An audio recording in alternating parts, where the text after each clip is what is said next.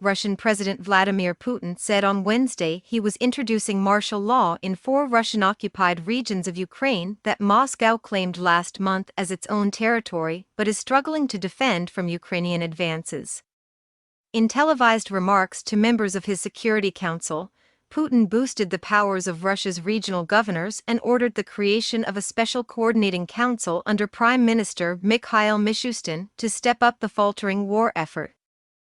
He said the entire system of state administration, not only the specialized security agencies, must be geared to supporting what Russia calls its special military operation.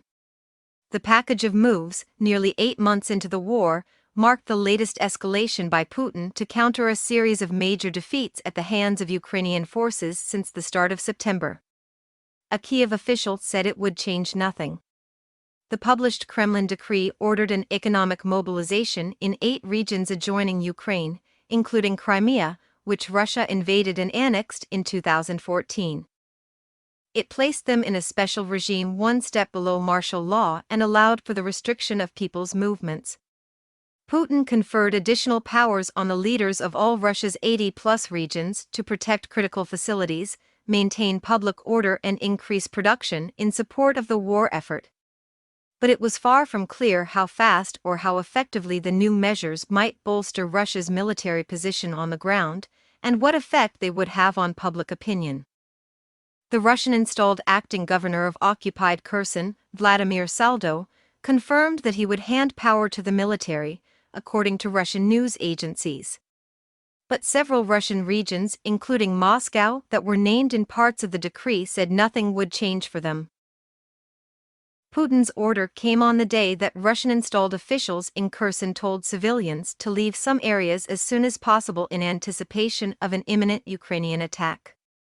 Ukrainian presidential advisor Mikhailo Podolyak said on Twitter, "This does not change anything for Ukraine. We continue the liberation and deoccupation of our territories." Urgent measures. Ukrainian gains have forced Putin into a series of escalatory steps within the past month: the unpopular call-up of hundreds of thousands of extra troops, the unilateral annexation of the 4 Ukrainian regions condemned as illegal by an overwhelming majority of nations at the UN General Assembly, and a threat to resort to nuclear weapons to defend what Russia sees as its own lands. After months of assurances from the Kremlin that the campaign was going according to plan, the increasingly urgent measures have brought the reality of the war much closer to home for many ordinary Russians.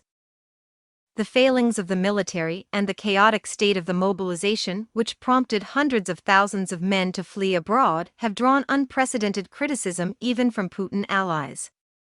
Some regions have resorted to public appeals to provide newly mobilized soldiers with basic equipment to head to the front, a problem implicitly acknowledged by Putin. Our soldiers, no matter what tasks they perform, must be provided with everything they need. This applies to the equipment of barracks and places of deployment, living conditions, kit and gear, food and medical care, he said.